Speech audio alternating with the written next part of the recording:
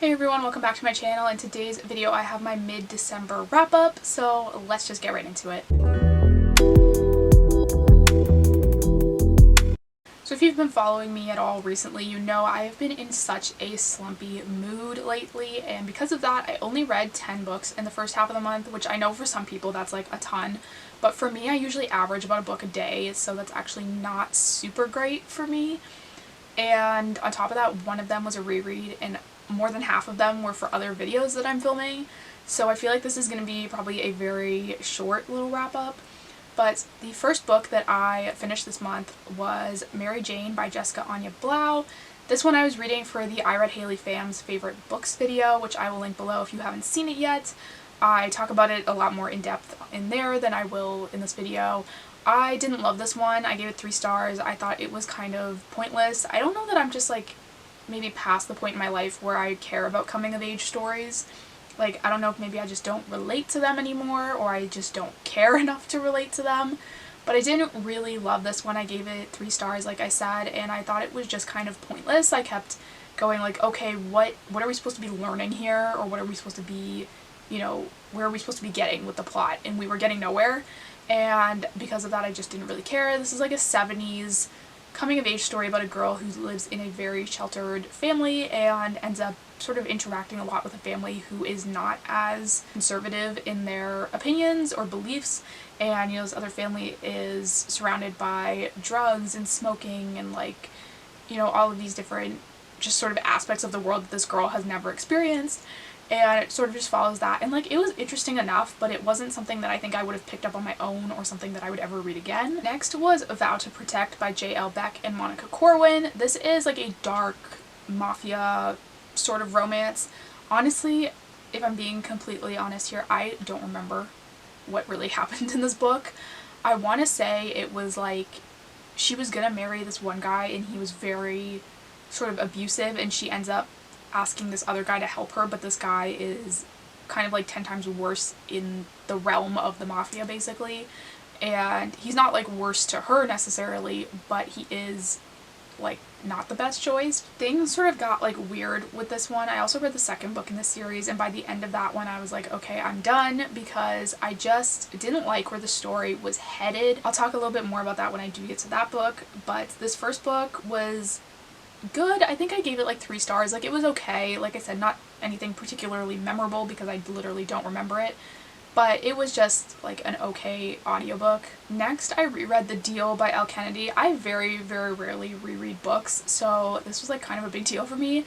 And I basically started this by, I was just reading like a little bit of it before I went to bed every night. Like, just like, I have the ebook on my iPad, and I was just like scrolling and like reading through it a little bit here and there, and then it eventually just turned into me like rereading the whole book. But I did skip the parts that had to do with like Hannah's performance and like her showcase because I just like didn't care. But I reread like all the Hannah and Garrett parts of the book and just like really enjoyed it, and just kind of reminded me why I liked books to begin with, which sounds terrible, but I've just been having like such a hard time with books lately that I feel like it was good to read something and remind myself that there is stuff out there that I like. Next was Delilah Green Doesn't Care by Ashley Herring Blake, and this one I gave 3 stars to as well. Didn't love this one. I picked this one up for the Goodreads Top 10 Romances video that I have actually just finished reading all the books for, but that will be out in a couple days, and I did not like this one. I am honestly really sad that this is the only LGBTQ plus book we had on the top 20 list. I think even in the top 20 there was only one, and I just don't think it was good. Like, I think there were tons of other books that would have been better that could have been on there, and I don't know. I found the main character in this was very juvenile and childish, and that just really bothered me. And I found out after reading this that the author usually writes YA, and so I feel like maybe that's where that's stemming from, is that's just like what she normally writes. But this girl was literally 30 years old, and she was still caught up on things that happened when she was like 14, and like her stepsister's friends not wanting to hang out with her, and I just didn't really care, ironically enough, because I was just like, you know what, when you're 14, like, you should be making your own friends. Like, I don't know, I've never met siblings that had to share a friend group. Like, this whole book stems on the fact that she's like, oh, no one wanted to be friends with me and like they were so mean to me and whatever, but it's literally just this friend group of the stepsister, and she seems like she sort of acts like they're the only kids to her age she could have ever made friends with. When she was going to school too, like she could have made her own friends and she just never did. She just sort of blames everybody else for her problems, and that was really, really irritating to me. And her love interest was equally as annoying. She was constantly like, oh, I don't do casual, while simultaneously doing casual, and then being like, oh, we have to keep us a secret, which was kind of a dick move. And it was just, I didn't like this one. I didn't like a lot of it, to be honest. It just, I feel like I said, there was better out there that could have made that list, but I will talk more about that in that video. Next was Promises to Keep, which is the second book to Vow to Protect. This one is, I don't even know if this is like a spoiler, because I put this in my Goodreads review because I don't really feel like it's a spoiler. But this girl kind of ends up with this guy, and then she's also kind of like having like a side thing with his dad, I guess, but like sort of involuntarily, but also not really. And it just became like too weird for me. Not even weird in the sense that like I thought it was weird that she was going from one to the other, because like I've read books like that before, but more so that I found it was just weird in that she was convinced she was in love with the son when really there was no reason for her to be. And that was bothering me. So by the end of this one, I was like, you know what? I don't care. Like, I don't care anymore. So that's where I decided to stop with this series. I gave this one 2 stars because honestly I just found it really boring and very, very pointless. Next was Reminders of Him by Colleen Hoover. This again was for the Goodreads video. I did not like this, gave it 3 stars. Honestly, the 3-star rating is only because I'm reading it as women's fiction and not romance, because if I was rating this as a romance, it 100% would be a 2-star read. There is almost no romance in this book. Like, the couple in this book is probably on page together maybe 5 to 10% of the book romantically. Like, this is just not a romance book, and I don't care who wants to try and say it is not. Like, that is not the main plotline of this book. The main plotline is the girl trying to get her daughter back, and that's literally it. Like, I was so bored reading this because I didn't care, and the romance was so lackluster and hardly even there that I just was so bored reading it. And like I said, I'll talk more in that other video, but didn't like this one. Next was The Fine Print by Lauren Asher, which I had to read so that I could read terms and conditions for that Goodreads video. And this one I did like. I gave this one 4.5 stars. After reading terms and conditions though, I would probably put this at a 4-star.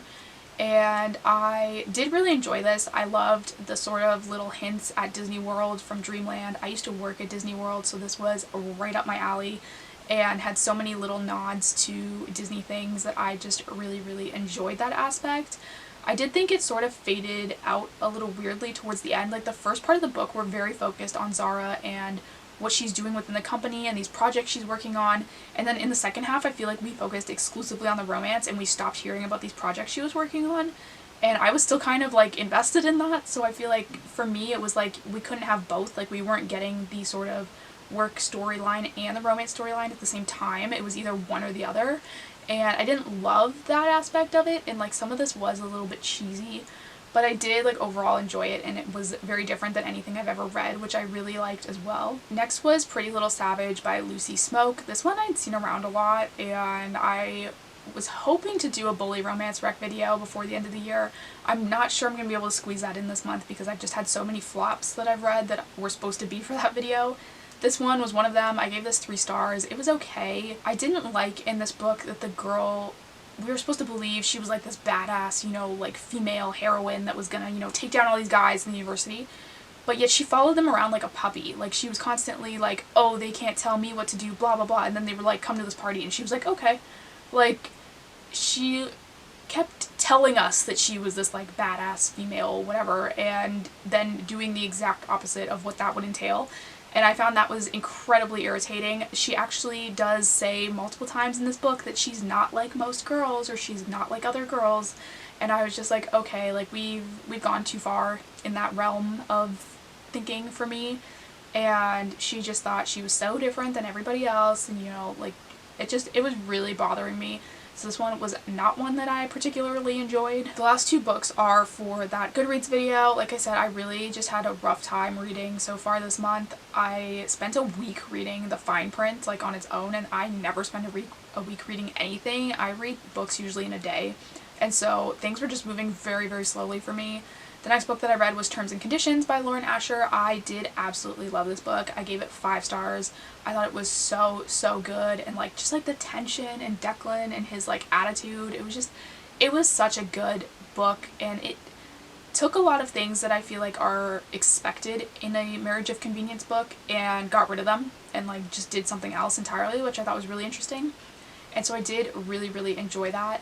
And like I said, I gave it 5 stars. We'll talk more about it in that other video. And the last book was Things We Never Got Over by Lucy Score. That again was for that video. This one I did not like, really. I gave it 3 stars. It was okay, but I really don't see how that was like a top 10 romance of the year.